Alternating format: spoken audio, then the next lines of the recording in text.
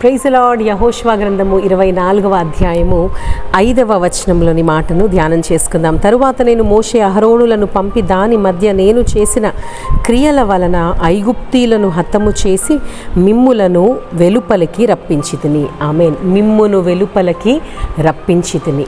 ఒక విడుదల కార్యము, ఒక విమోచన కార్యాన్ని పరిశుద్ధాత్మ దేవుడు ఇక్కడ మనకు బయలుపరుస్తూ ఉన్నాడు.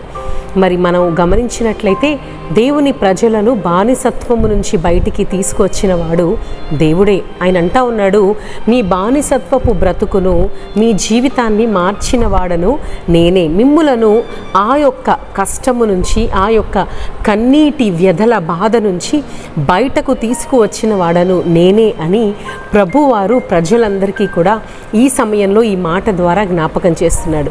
నిజమే ప్రియమైన దేవుని బిడ్డలారా, మన జీవితాల్లో కూడా మన పాపపు జీవితము నుంచి మనల్ని విమోచించిన వాడు మన దేవుడే.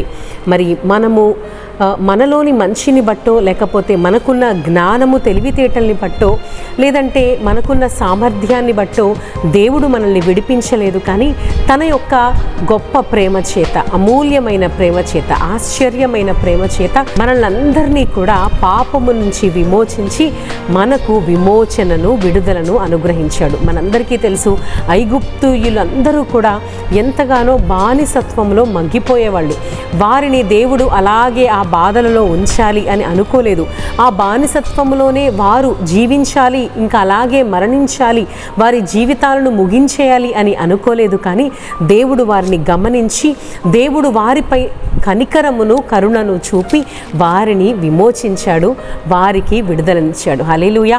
చాలాసార్లు మన జీవితాల్లో కూడా మనకున్న పరిస్థితుల్ని బట్టి మనం అనుకుంటాం, దేవుడి పరిస్థితిలో నన్ను ఇలాగే వదిలేస్తాడా, ఇలాగే నన్ను విడిచిపెడతాడా, ఈ యొక్క సమస్య నా నుంచి దూరం అవ్వదా, ఈ సమస్య ఎప్పటికీ నా జీవితంలో ఇలాగే ఉంటుందా, దీని నుంచి నాకు విడుదల దొరకదా, ఈ పరిస్థితి నుంచి బయటికి రావడం ఇక కుదరదా అన్నట్లుగా మనకు కూడా కొన్నిసార్లు అపవాది అటువంటి ఆలోచనలు కలగజేస్తూ ఉంటాడు. కానీ దయచేసి ఒక శుభవార్త ఏమిటంటే, దేవుడు తప్పకుండా సమస్య నుంచి మనల్ని బయటికి తీసుకువస్తాడు. ఆమె నమ్మినట్లయితే ఆ గొప్ప మహిమను మనము చూస్తాము. ఇజ్రాయేలు ప్రజలు కూడా అలాగే అనుకొని ఉంటారు.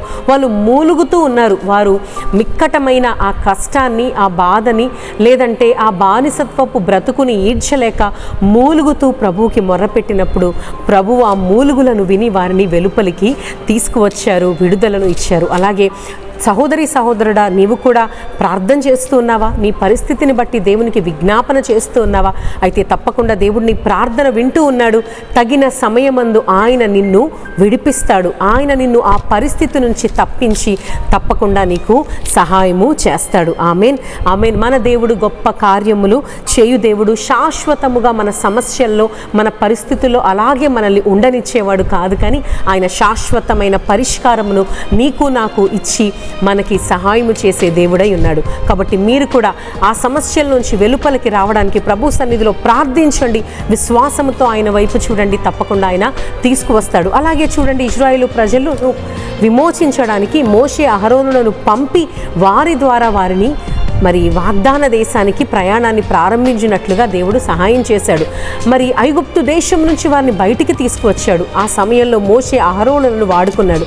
అలాగే మన ఆత్మీయ జీవితాల్లో కూడా పాపపు లోకపు జీవితం నుంచి దేవుడు యేసయ్యను, తన కుమారుడైన క్రీస్తును ఈ లోకానికి పంపి మనందరికీ కూడా గొప్ప విడుదలను అనుగ్రహించాడు. ఎవ్వరూ ఇవ్వలేనటువంటి గొప్ప విడుదలను దేవుడు మనందరికీ కూడా అనుగ్రహించాడు. ఎంత గొప్ప విమోచన కార్యం కదా.